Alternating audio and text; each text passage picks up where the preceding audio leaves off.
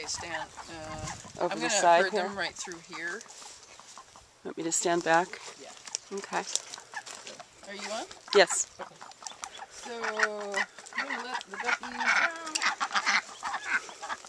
And you'll see they'll immediately go out and start grubbing around and things.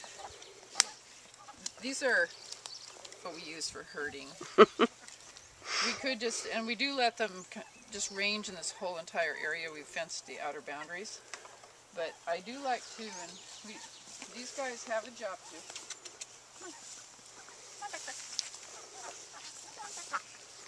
So I'm going to herd them over to the permaculture garden.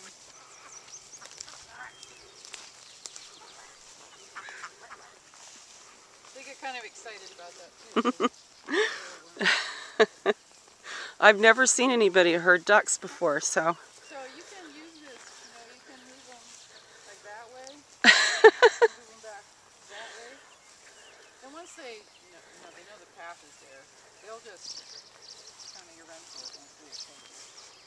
You see they're catching something that's flying, some sort of bug in the, and honestly, half the time I can't tell what they're eating.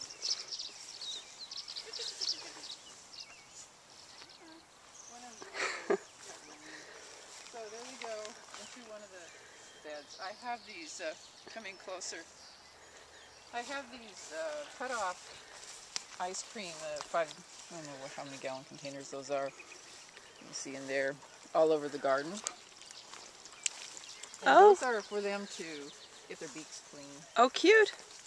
So nice. What they're doing is, this is a manure mulch.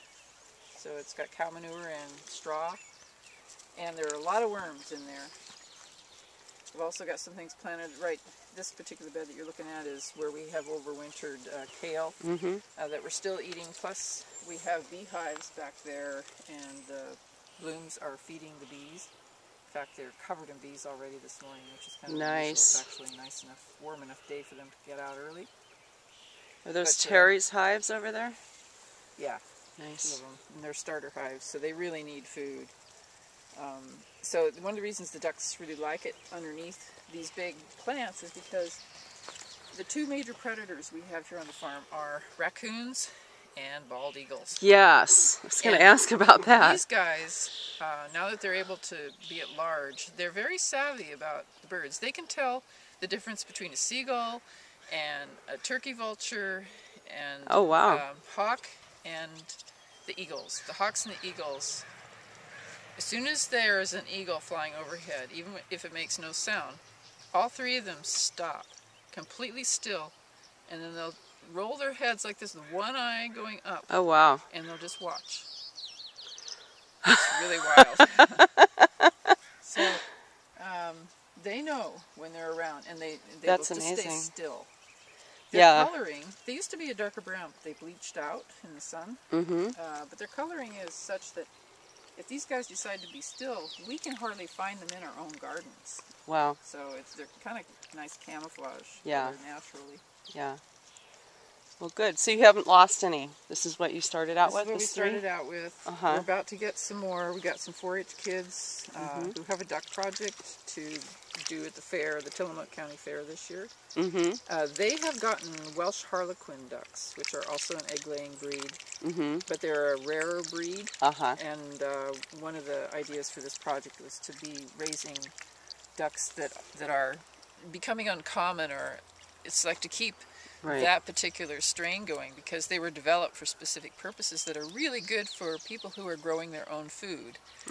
They're not a commercial production breed. These or kind of like going back to heirloom variety vegetables in a way. Exactly. They're heirloom. What do we call them?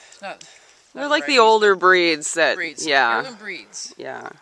Cool. And the Welsh Harlequins are typical of many Welsh livestock animals that the Welsh really like all-purpose animals. So they'll have all-purpose sheep, that are good for wool and meat. And the ponies, and they use ponies. Oh yeah, mention the ponies. For fur and Welsh ponies. Draft and different sizes. And they're sturdy. They tend to have to be really sturdy to live in that environment.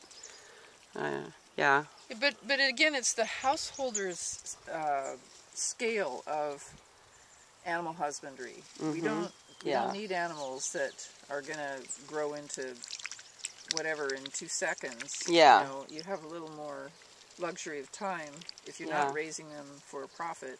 Yeah. And these guys, they will go in and they will eat slug eggs, they will eat slugs, they'll eat bugs. They eat the worms too, but there's so many worms that that's fine. They're so busy. And that gives them part of their diet in protein.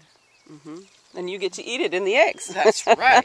You're eating slugs, really. Slugs converted into delicious eggs. And the eggs really are nutritious. And if you're a baker, duck eggs are particularly... That's what I heard. They have more yolk. They're just huge. Yeah. The white is very clear and almost, I hate to say it, a little slug-like. Oh, there you go. I think it's because it's a waterfowl. But it's very clear, and then the yolk is like that big around in the pan, and it's like a, you know, it actually is arced. It isn't flat at all. It's amazing. Trippy, huh? Yeah, and I love duck eggs. I mean, I like chickens, but after being around a friend's chickens, those chickens are noisy, and these guys are relatively quiet. Like if you're in a neighborhood, and if you have a drake. Now we only have hens. We are going to have a drake, and drake will probably keep her noisier. But we've been fine with these 3 for a year. So these guys are a year old. In fact, they have a birthday this month. Aw. Happy birthday, duck ducks.